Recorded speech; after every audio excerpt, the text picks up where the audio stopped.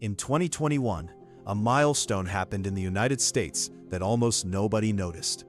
For the first time ever, solar energy became the single largest source of new electricity being added to the American grid. Wind, coal, gas, nuclear, none of them came close. America was going solar. There was just one problem. America didn't make the panels. Here's the person at the center of how that happened. His name is Shi Zhangrong. He was born in 1963 in rural China to a farming family so poor they gave him up for adoption. He excelled at school. He earned a government scholarship. He moved to Australia in 1989 to study physics at the University of New South Wales and picked solar energy as his research specialty almost by accident. He spent the 1990s in an Australian laboratory. Nobody was paying much attention to solar. In 2001, Shi Zhangrong moved back to China. Not to a major city, to Wuxi, a mid-sized industrial city an hour from Shanghai. He walked into a government office with a business plan. He wanted to manufacture solar panels. The officials turned him down. He spent the next 10 months making connections, arguing his case, and living off his savings while his wife and 2 young children waited. Eventually, the Wuxi local government gave him $6 million and a piece of land. He started Suntech Power with 20 workers. By 2003, he was selling solar panels at $2.80 per watt. The industry standard price was $4.50. He still had a 20% profit margin. In December 2005, Suntech Power Holdings listed on the New York Stock Exchange. It was the first private Chinese company ever to do so. 1 year later, Shi Zhangrong was the richest person in China. An academic who studied what happened next wrote that Shi's wealth acted as a strong demonstration effect, and local governments across China soon began to invest in the solar industry. The demonstration effect he was describing was this. In exactly 20 years, China went from making less than 2% of the world's solar panels to making more than 80% of every component in every panel installed anywhere on Earth.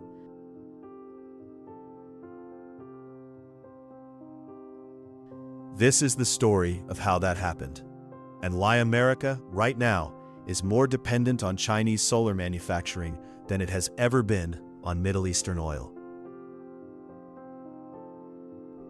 Let's talk about what solar panels actually are, because I think we misunderstand them. We think of them as an energy product, a way to make electricity from sunlight. That is what they do. But at the industrial scale, they are something else too. They are a manufactured good, a product, like a computer chip, or a car, or a pharmaceutical. And like all manufactured goods, the question of who makes them and where is a question of economic and strategic power.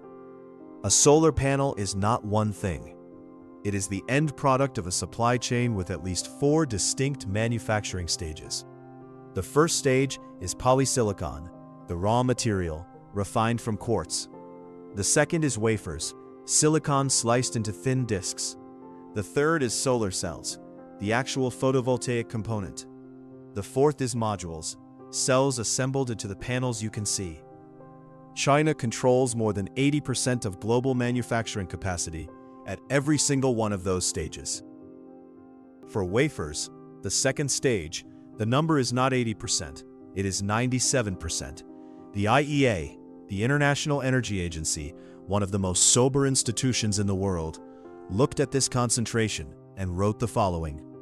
This level of concentration in any global supply chain would represent a considerable vulnerability.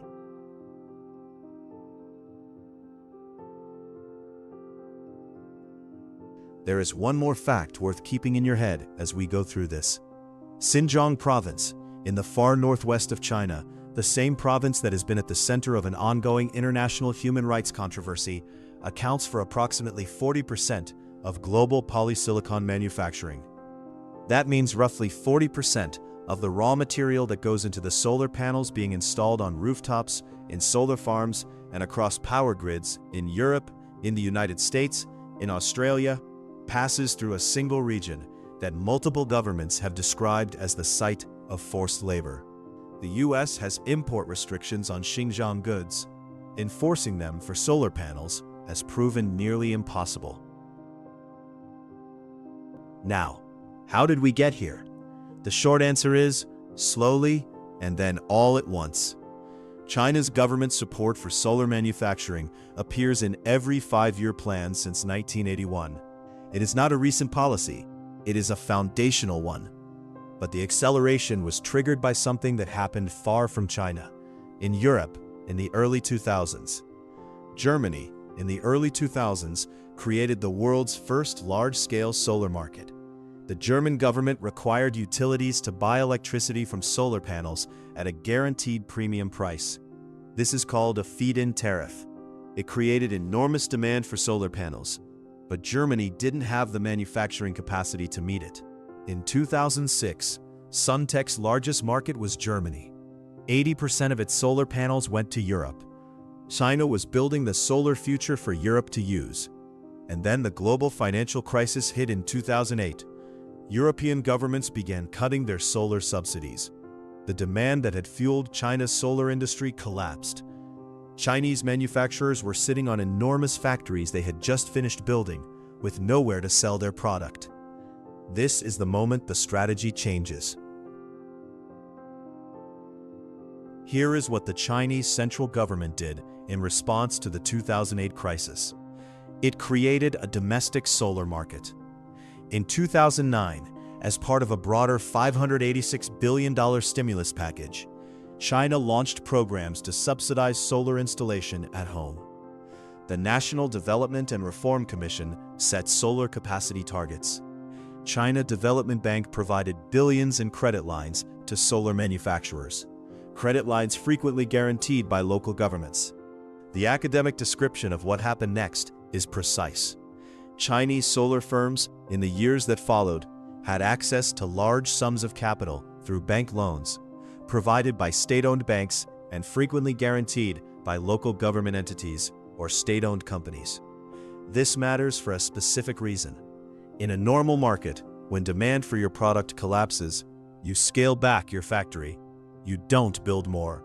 But if your bank loans are backed by a government that is simultaneously creating new demand for your product, the calculation is different. China's solar manufacturers did not scale back. They scaled up. Between 2011 and 2023, Chinese solar manufacturers received more than $50 billion in subsidies, reducing their manufacturing costs by up to 30%. In 2023 alone, 1 year, China invested $130 billion into solar manufacturing. China's capacity is now so far ahead of global demand that Wood Mackenzie, one of the most credible energy research firms in the world, estimates that China can meet the entire world's annual solar demand through 2032. Every panel that will need to be installed everywhere on Earth for the next 8 years could be supplied by factories that already exist in China right now. The United States is building new solar factories. It is building them for a race that China finished a decade ago.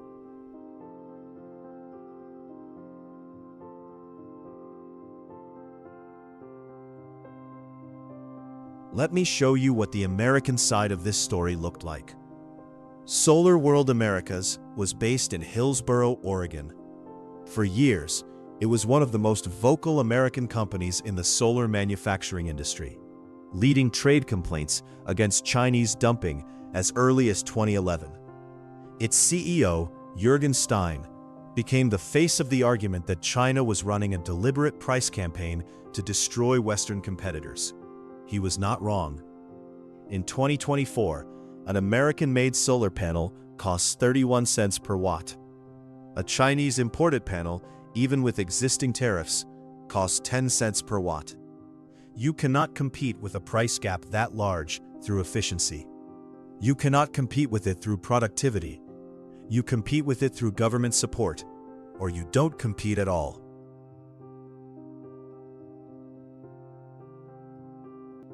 SolarWorld Americas went bankrupt in 2017.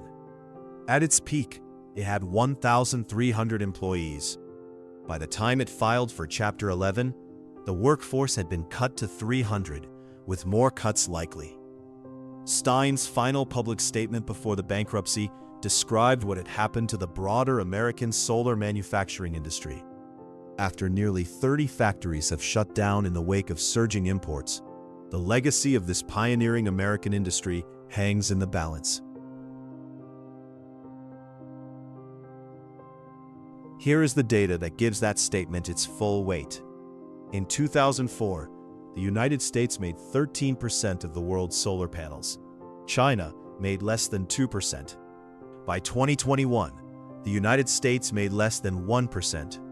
China made more than 80%.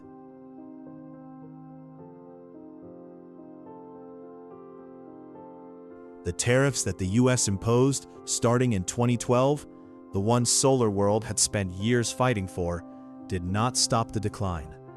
China began routing exports through Vietnam, Malaysia, Thailand, and Cambodia to circumvent them. By 2023, Chinese exports through those four countries accounted for 75% of US solar panel imports. The tariffs moved the geography of Chinese manufacturing. They did not move the market share. Let's be precise about what this means. When you install solar panels on your roof, in your city, in your country, the supply chain for those panels almost certainly runs through China, specifically through Xinjiang for the polysilicon, through Jiangsu province for the wafers and cells, through the manufacturing hubs that China built with state capital over 20 years. This is not an abstract supply chain risk. It is a concrete dependency. The IEA's most direct warning was this: 1 out of every 7 panels produced worldwide is manufactured by a single facility. One factory, one facility, one point of failure for roughly 14% of global solar production. Now, there is a version of this story where none of this matters, where China makes cheap solar panels and the whole world installs them, and the planet decarbonizes faster as a result. That is a real benefit. The cost of solar power has fallen more than 90% since 2010, driven primarily by Chinese scale. But the version of this story where it matters enormously is the one where China and the West are in strategic competition, where access to clean energy supply chains becomes a geopolitical lever, where the country that controls the manufacturing controls the terms of the energy transition. That is the version of the story that the current geopolitical moment suggests we are actually in.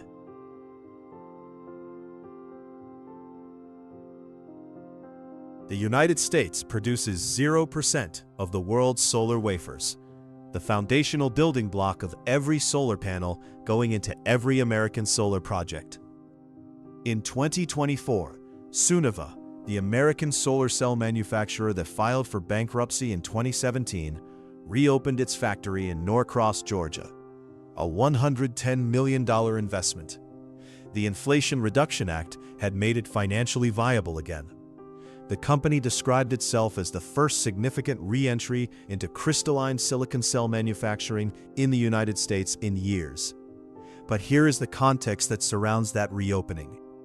China's solar manufacturing capacity is already sufficient to meet global demand for 8 years without building a single new factory.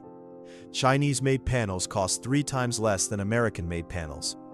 China's 5-year plans have included solar support since 1981. The reopened American factory is not the beginning of a comeback. It is the beginning of the question of whether a comeback is even possible.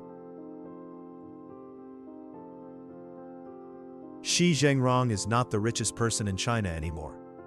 His company went bankrupt in 2013. He was ousted from the company he founded. But the industry he catalyzed, the demonstration effect that his listing on the New York Stock Exchange created, didn't end with him.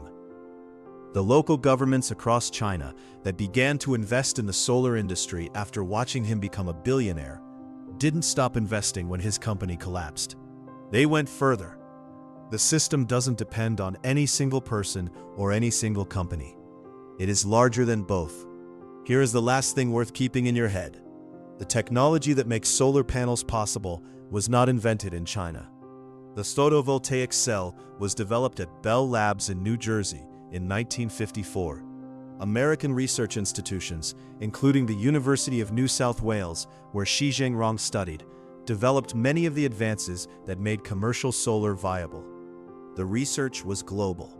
The manufacturing ended up in one place. How that happened is not a mystery. It is a decision made over 20 years.